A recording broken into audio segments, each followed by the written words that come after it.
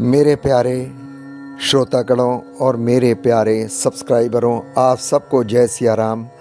मैं भक्ति story vlog में नरेंद्र में आपका बहुत बहुत स्वागत अभिनंदन करता हूं। आज मैं माता शबरी के बारे में आपको बताऊंगा, जो रामायण की बड़ी अच्छी पात्र थी और बड़ा इम्पोर्टेंट उनका रोल था। माता शबरी कौन थी उसके बारे में बताऊंगा।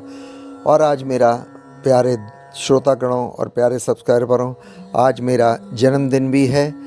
आपसे अनुरोध करूंगा, मुझे आपके आशीर्वाद की ज़रूरत है। प्लीज़ मेरे लिए अधिक से अधिक मेरे को आप अपना आशीर्वाद दें और अपना प्यार ऐसे ही बनाए रखें जैसा आप बनाए रखे हैं, क्योंकि मैं सनातन के लिए ये आपके लिए व्लॉग बनाता हूँ, जिससे हमारे सनातन धर्म का आगे बढ़ता रहे आपके सहयोग से। आज प्लीज़ व्लॉग को भर के लाइक करना और भर के सब्सक्राइब करना, यही मेरे जन्म से मेरा तोहफ़ा है।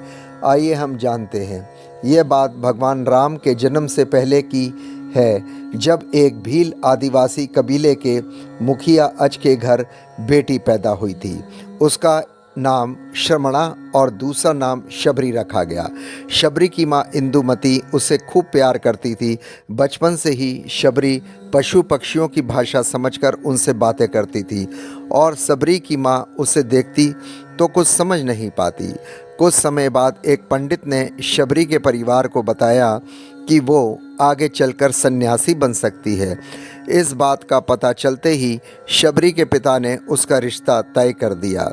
जैसे ही शादी का दिन नज़दीक आया तो शबरी के घर वालों ने खूब सारी बकरियां और जानवर घर के पास लाकर बांध दिए। एक दिन शबरी की माँ ने जब उसके बाल बना रही थी तो उसने माँ से पूछा, इतने सारे जानवर हमारे घर क्यों लाए गए हैं? तब माँ ने जवाब दिया, बेटी, तुम्हारा विवाह होने वाला है, इसलिए हम लोगों ने उनका इंतज़ाम बलि देने के लिए किया है। तुम्हारी शादी के दिन ही बलि प्रथा होगी और फिर उनसे स्वादिष्ट भोजन बनाकर सबको परोसा जाएगा, सभी बारातियों को। यह सब सुनकर शबरी बहुत दुखी हुई गई और काफ़ी देर तक शबरी ने उन जानवरों को आज़ाद करने के बारे में सोचा। सोचते शबरी के मन में आया कि अगर ये जानवर यहाँ नहीं होंगे तो इनकी बलि रुक सकती है। ऐसा नहीं हुआ तो मेरे घर से कहीं चले जाने पर ही ये बलि रुकेगी। जब मैं यहीं नहीं रहूँगी तो ना विवाह होगा और ना ही बलि प्रथा। इससे मासूम जानवर भी बच जाएंगे। इसी सोच के साथ जानवरों को रखी गई जगह पर शबरी पहुंची और उसने सोचा कि उन्हें खोल देती हूं, लेकिन वो ऐसा नहीं कर पाई। उसके बाद शबरी जंगल की तरफ भागने लगी। भागते भागते शबरी ऋषिमुख पर्वत पर पहुंच गई। वहां करीब 10,000 ऋषि रहा करते थे।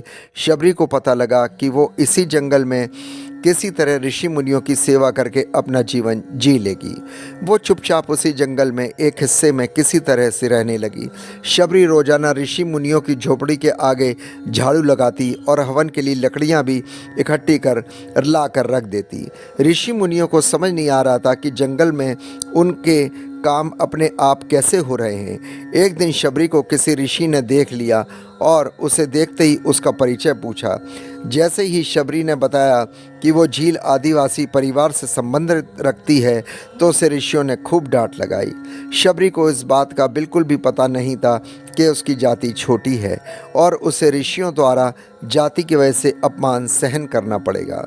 इतना सब होने के बाद भी शबरी हर ऋषि मुनि के दरवाजे पहुंचती और उनके आंगन में झाड़ू लगाकर उनसे गुरु दीक्षा देने के लिए कहती। हर कोई शबरी को उसकी जाति की वजह से अपने आश्रम से भगा देता था। ऐसा होते होते काफ़ी समय बीत गया। उसके बाद शबरी मतंग ऋषि की कुटिया में पहुंची। वहां पहुंचकर मतंग ऋषि को शबरी ने बताया तो उनसे गुरु दीक्षा लेना चाहती है। उन्होंने खुशी खुशी उसे अपने गुरुकुल में रहने दिया और भगवान से जुड़ा ज्ञान देते रहे। शबरी ने भी अपने गुरु मतंग ऋषि की सेवा करने में कोई कसर नहीं छोड़ी। वह गुरुकुल के भी सारे कार्य करती थी। शबरी से खुश होकर मतंग ऋषि ने उसे अपनी बेटी मान लिया था। समय के साथ मतंग ऋषि का शरीर बूढ़ा हो गया। उन्होंने एक दिन शबरी को अपने पास बुलाया और कहा, बेटी, अपनी ते मैं अब त्याग रहा हूँ। अब मैं बहुत बूढ़ा हो गया हूँ, बहुत साल हो गए हैं इस शरीर में रहते रहते। शबरी ने दुखी मन से कहा, आपके ही सहारे तो मैं इस जंगल में रह पाई हूँ, आप ही चले जाएंगे तो मैं जीकर क्या करूँगी। आप अपने संग मुझे भी ले जाइए, मैं भी देह त्याग दूंगी। मतंग ऋषि ने जवाब दिया, बेटी तुम्हें चिंता करने की जरूरत नहीं है, राम तुम्हारी चिंता करेंगे और ध्यान भी रखेंगे। शबरी ने राम का नाम सुनने के बाद पूछा, वो कौन है प्रभु, उन्हें मैं किस तरह से ढूंढूंगी। मतंग ऋषि ने बताया, बेटी राम कोई और नहीं, भगवान श्री राम हैं। वो तुम्हारे अच्छे कर्मों के फल देंगे, तुम्हें उन्हें ढूंढने की ज़रूरत नहीं है। वो एक दिन खुद तुम्हारे को खोजते हुए आएंगे और इस कुटिया में आएंगे और तुम्हें उनके हाथों से ही मोक्ष मिलेगा। तब तक तुम इसी आश्रम में रहो। इतना कहते ही मतंग ऋषि ने अपना शरीर त्याग दिया।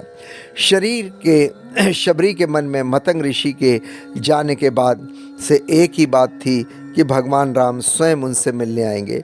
वो रोज़ भगवान राम से मिलने के लिए बाग से अच्छे अच्छे फूल लाकर आश्रम सजाती और भगवान के लिए बेर तोड़ कर लाती। भगवान के लिए बेर चुनते हुए शबरी उन्हें चख लेती थी ताकि भगवान को वह सिर्फ मीठे बेर ही दें। रोजाना शबरी इसी तरह भगवान के दर्शन की आस में फूल और बेर इकट्ठा करती रहती थी। इसी तरह इंतजार में कई साल बीत गए। शबरी का शरीर एकदम वृद्ध हो गया। एक दिन आश्रम के पास के तालाब में शबरी पानी लेने गई। तभी पास के एक ऋषि ने उनसे अछूत कहते हुए कहा, वहाँ से भागने के लिए कहा और एक पत्थर मार दिया। तो पत्थर जब शबरी को लगा तो उसे चोट लगी और खून बहने लगा। बहते हुए खून की एक बूंद उसी तालाब में गिर गई। तभी से वह तालाब पूरा पानी खून में बदल गया। यह सब होता देखकर ऋषि ने शबरी को ही डांटा और कहा कि पापिन, तुम्हारी वजह से पूरा पानी खराब हो गया। रोज ऋषि उस पानी को साफ करने के लिए कई प्रयत्न करते, कई विधियों का इस्तेमाल करते, कई सारे जतन करने के बाद भी कुछ नहीं हुआ। फिर उन्होंने गंगा जैसी कई पवित्र नदियों का जल भी उस तालाब में डाला, फिर भी तालाब का पानी साफ नहीं हुआ और वह खून जैसा ही रहा। कई सालों तक तालाब का पानी को साफ करने की कोशिश के बाद कुछ काम नहीं आया तो ऋषि ने थक कर सब कुछ छोड़ दिया। उस घटना के कई सालों बाद भगवान राम अपनी पत्नी सीता के हरण के बाद उन्हें ढूंढते हुए उसी तालाब के पास लक्ष्मण के साथ पहुँचे। ऋषि मुनियों ने उन्हें पहचान लिया कि भगवान को यहाँ देखकर ऋषियों ने तालाब का पानी साफ करने के लिए कहा। भगवान को अपने पैर उसमें डालने के लिए कहा, लेकिन पानी जैसे का तैसा ही था। ऋषि मुनियों ने भगवान से भी कई जतन करवाए, लेकिन वो पानी जस का तस खून जैसा ही रहा। तब भगवान राम ने ऋषियों से पानी के रक्त में बदलने की कहानी पूछी। तब ऋषि ने शबरी को पत्थर मारने वाली सारी बता दी घटना। इसके बाद ऋषियों ने कहा कि वो महिला ही अपवित्र है, छोटी जात की है, इसलिए सब हुआ है। उसी वक्त भगवान राम ने कहा, ये सब आप लोगों ने खराब वचनों से हुआ है। शबरी को इस तरह के शब्द बोलकर आप लोगों ने उसे नहीं बल्कि मेरे दिल को घायल किया है। इसी घायल दिल के रक्त का प्रतीक है यह तालाब का लाल पानी है। आगे भगवान राम बोले, कहाँ है वो माई, मैं उनसे मिलना चाहता हूँ। तब तक शबरी उसी तालाब के पास पहुँच जाती है। इसी दौरान शबरी के पैर के ठोकर लगती है और कुछ धूल उस तालाब में गिर जाती है। तभी सारा पानी स्वयं साफ हो जाता है। भगवान सबसे कहते हैं कि देखिए, आप लोगों ने क्या कुछ नहीं किया, लेकिन पानी साफ नहीं हो पाया। अभी सिर्फ उनके पैर की थोड़ी सी धूल ने ही तालाब का पानी साफ कर दिया है। भगवान राम को शबरी ने पहचान चुकी थी। उन्होंने प्रणाम करके शबरी ने कहा, भगवान आप मेरे साथ कुटिया में चलिए। भगवान भी खुशी खुशी शबरी के साथ चल पड़े। फूलों से शबरी ने भगवान राम का स्वागत किया। वो सीधे बेर तोड़ने के लिए भाग गई और चक चक कर उनके लिए बेर लेकर आई। उन्होंने बड़े ही प्यार से भगवान राम और उनके भाई लक्ष्मण को बेर दिए। भगवान राम ने भी उतने ही प्यार से उन बेरों को खाना शुरू कर दिया। तभी बेर देखकर मुंह बनाते हुए लक्ष्मण ने कहा, भैया ये बेर जूठे हैं, इन्हें आप कैसे खा सकते हैं? भगवान ने जवाब दिया, लक्ष्मण, ये झूठे बेर नहीं बल्कि बहुत मीठे हैं। शबरी माई हम सबके लिए ये बहुत प्यार से तोड़कर लाई है। इतना कहकर भगवान राम प्यार से उन बेर को खाने लगे।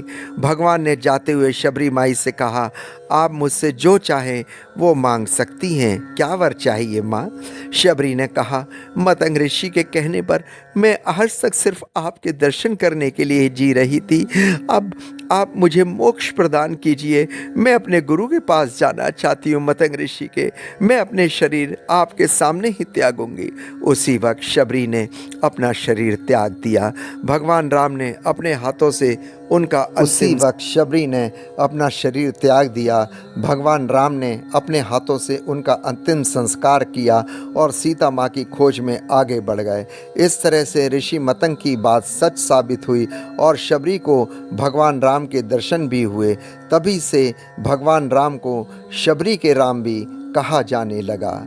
इस वीडियो को अंत तक देखने के लिए धन्यवाद। कृपया चैनल को सब्सक्राइब करें अधिक से अधिक, ताकि हम सनातन संस्कृति के संरक्षण में अपना योगदान पूरी मेहनत के साथ देते रहें। आज अधिक से अधिक सब्सक्राइब करना और लाइक करना और शेयर करना, यही मेरे जन्मदिन का मुझे तोहफ़ा आपकी तरफ से श्रोतागणों और मेरे प्यारे सब्सक्राइबर चाहिए। जय सिया राम, जय सिया राम, जय सिया राम।